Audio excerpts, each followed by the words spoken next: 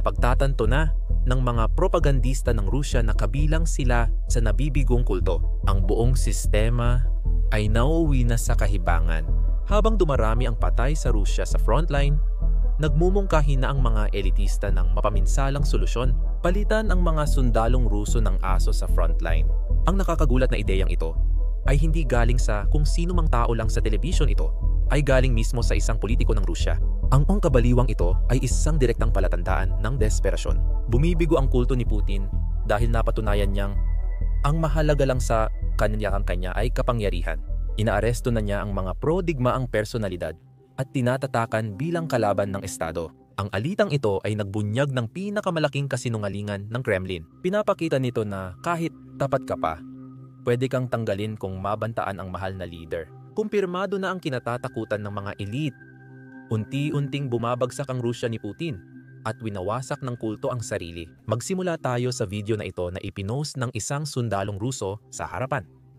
Sa totoo lang, tingnan mo ito. Narito ang ganitong galaw. Ganito ang may nangyayaring action. Nakahiga ang field.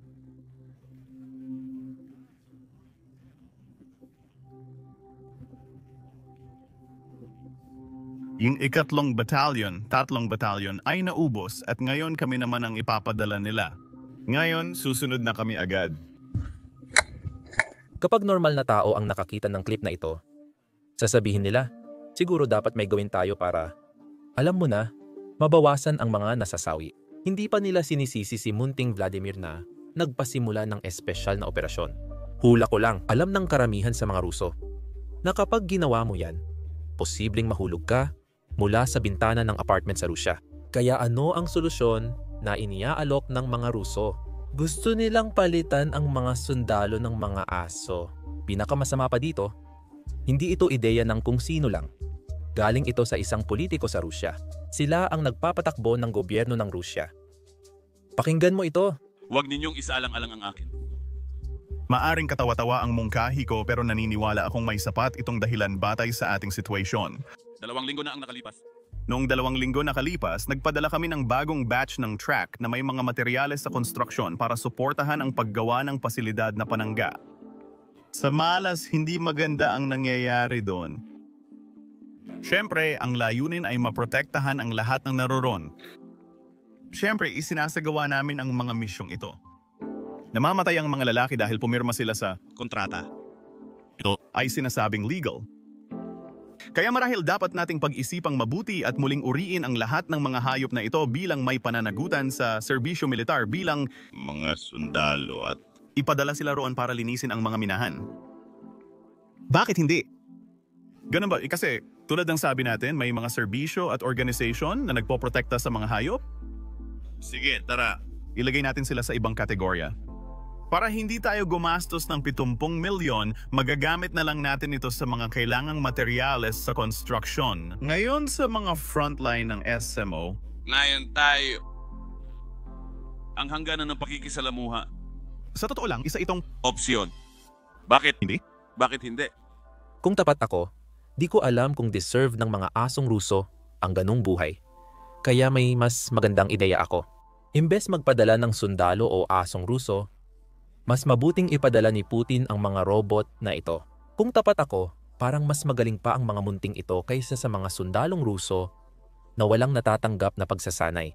Sige, usapang tungkol sa mga taong walang kakayahan, pag-usapan naman natin ang mga propagandistang Ruso.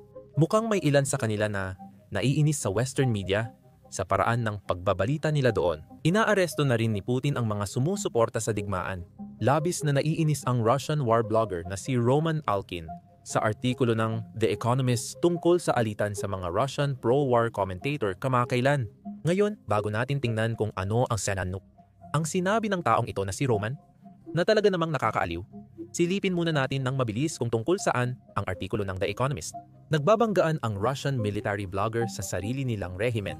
Ngayon, itong lalaking nakikita ninyo sa inyong screen, siya ang nagrereklamo at galit kasi dineklara na siya ni Putin bilang kalaban ng Estado o foreign agent, gaya ng tawag nila sa Russia. Bakit ginawa ito ni Putin? Kasi pinupunan niya ang mga matataas na opisyal sa Kremlin. Pero, aminin natin, hindi naman kalayuan sa katotohanan ang mga puna niya. Sa malaking bahagi ng digmaan, maraming military bloggers tulad ni Roman mismo ang bumabatikos sa korupsyon sa Department of Defense. Nakatanggap din ng matinding batikos si Vladimir Solovoyo, mataas na propagandista ng Kremlin. Pinapayagan pa rin ito basta't ang mga blogger ay nagpapakita ng pampublikong suporta para sa digmaan. Mukhang tapos na ang kasunduan at ang paghihiwalay ay mula na mismo sa Kremlin. Kadalasang tinatawag na dayuhang ahente ang mga malalaking blogger na ito. Label ito mula pa noong panahon ni Stalin na kadalasang ginamit noon para patahimikin ang mga kritiko. Iyan ang ginagawa ni Putin ngayon. Hindi naman siya tinawag na bagong Stalin ng walang dahilan. Nagsimula ito sa 7 bilyon ng Ukraine, kung saan natalo ang Russia ng 7 bilyon sa mga jet dahil sa ilang Ukrainian drone na hindi napigilan ng ministeryo ng Russia. Sinasabi ng Kremlin television na hindi naman malaking bagay ang pag-ataking ito at halos lahat ng drone ay napigilan ng depensa sa himpapawid ng Russia. Dito pumasok ang mga blogger na nagpo-post ng video at larawan ng nawasak na jet. Tinutuligsa nila ang ministeryo dahil sa pagkabigong pigilan ang ganitong mga pag-atake at pangyayari. Nangyari ito sa malalim na bahagi ng teritoryo ng Russia. Dahil dito, tinawag na mga dayuhang ahente ang mga blogger na ito. Malaking balita ito, kaya pati ang The Economist, The Guardian at The Telegraph ay naguulat na rin. Dito na tayo sa dahilan kung bakit galit si Roman. Kaya tingnan natin kung ano ang sasabihin niya, sabi ni Roman. At ika nga niya, ngayong araw, pinadalhan ako ng link ng The Economist kung saan inilagay ang aking larawan sa kanilang pabalat na may headline na ang mga militanteng blogger ng Russia ay nagbabanggaan na sa sarili nilang rehimen. Para sa akin, abala lang ito ang matawag na dayuhang ahente. Maraming tao ang nagsasalita tungkol sa isang bagay na hindi naman nila talaga pinapansin o pinapahalagahan. Napaka-high school na argumento mula sa mga Ruso. Sinabi pa niya, nag-aalala ako sa Rusya at alam ko ang tungkol sa mga digmaang pang-impormasyon at ang tunay na layunin nito. Nauna itong iniulat ng Guardian, kasunod ng The Economist. Layunin nitong magdulot ng hidwaan at kawalan ng tiwala sa pagitan ng makabayan at estado. Ngayon, nagpatuloy siya sa pagrereklamo ng matagal, kung saan sinabi niya na dahil sa mga artikulong tulad nito, hindi na siya kinakausap ng tao sa kalsada. Maging mga kaibigan at kasama niya sa social circle, di na nirerespeto ang opinyon niya na medyo satisfying din. Kaya inirerekomenda kong basahin niyo ito. Ilalagay namin ang link sa ibaba. Sinasabi naming ilalagay ang link sa ibaba. Pero hindi naman talaga namin nilalagay. Hindi ako ang nag-a-upload ng video na ito, kaya hindi nila na ilalagay ang link. Pero sige, balikan natin ito at sana mailagay talaga namin ang link ng thread na ito sa description. Sa madaling salita, naging kasangkapan ng kanluran ang kwentong ito at lalo pa nilang gagamitin ito sa iba't ibang paraan. Ilalapat ito saan man posible para lalong paghiwa-hiwalayin ang Russia. Dahil dito, may tanong ako sa mga nagsimula ng foreign agent scheme sa Russia. Bakit?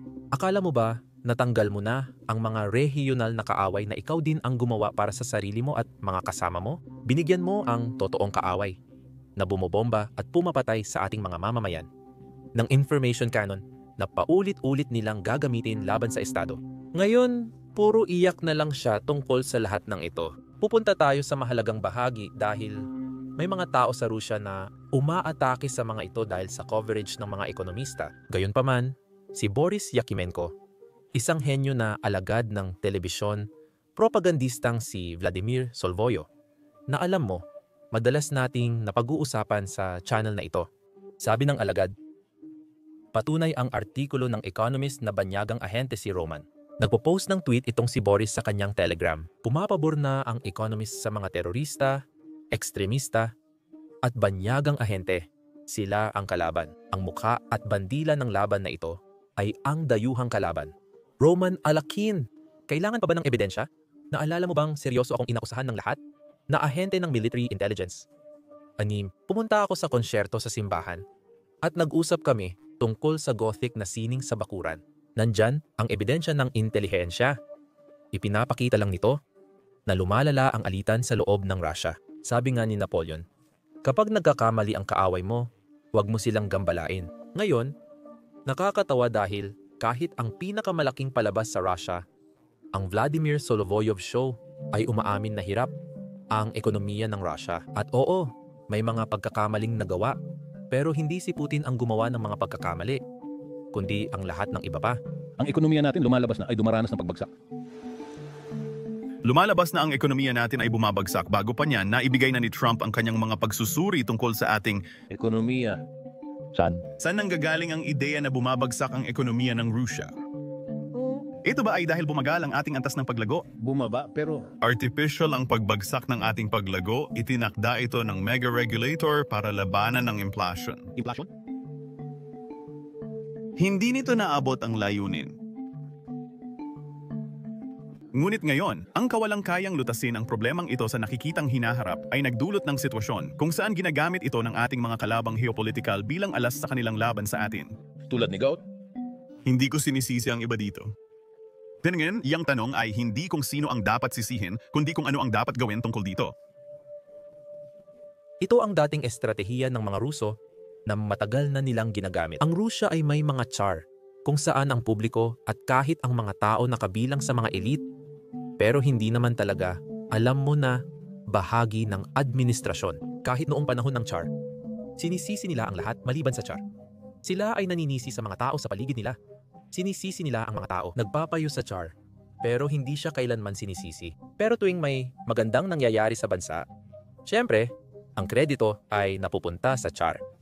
Ang estratehiyang ito ay tinawag na rin mabuting Tsar, masamang boyar. Ngayon, ginagamit ng ilang tusong Tsar tulad ni Putin ito para maglinis ng pangalan kapag nagkakamali. Ibig sabihin, nagsimula sila ng 3 araw na espesyal na operasyong militar. Pero hindi inaasahan. Umabot ito ng 3.5 taon. Sisihin nila ito sa mga tagapayo at kukumbinsihin ang publiko na hindi kasalanan ni Putin, kundi ng mga tagapayo na hindi sumunod sa utos niya. Ganyan din ang nangyayari sa television sa Russia. Sa tingin ko, natalakay ko na ito kamakailan, pero heto ulit ang clip kung hindi mo pa napanood.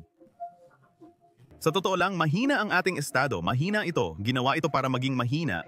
Nabuo ito noong dekada 90 na may isang oligarko na kayang impluwensyahan ang operasyon ng estado. Kailangan nating palakasin agad ang mahinang estado, hindi na dapat hintayin pa ang pagtatapos ng digmaan. Itong mahinang estado, kailangan itong mapalakas kahit paano. Hindi mahinang estado, kundi mahinang pagkakabuo. Iyan ang kanyang mismong arkitektura. Yun mismo ang arkitektura. Ang estado kung saan nakatayo ang kapangyarihang ito, ang estrukturang ito, ang pundasyong ito, mahina ito. Kapag maraming utos ng Pangulo ang hindi sinusunod, madali lang kasi ito para sa mga opisyal. Mas madali ang walang gawin, alam na ang magiging resulta ng hindi pagkilos, tulad ng sa mga oil refinery at iba pa.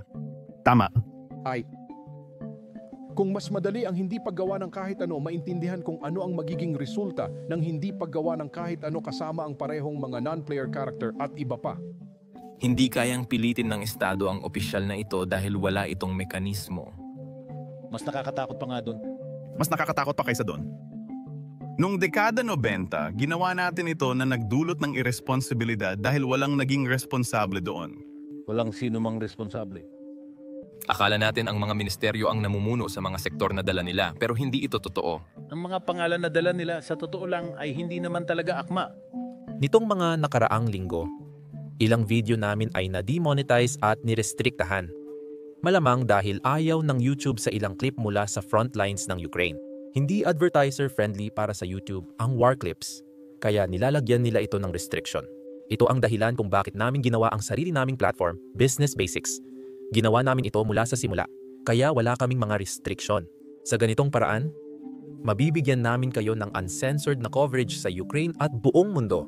Kung interesado ka at gusto mong suportahan ang independenteng pamamahayag, pumunta ka. Bisita ka sa aming website sa pamamagitan ng pagpunta sa basicsinsider.com. Pwede mong i-click ang link sa description o iscan ang QR code sa screen mo. Sa pagsali, mapapanood mo ang maraming content na di namin pwedeng i-upload sa YouTube. Pero higit pa dyan, susuportahan mo ang aming channel at ang aming coverage.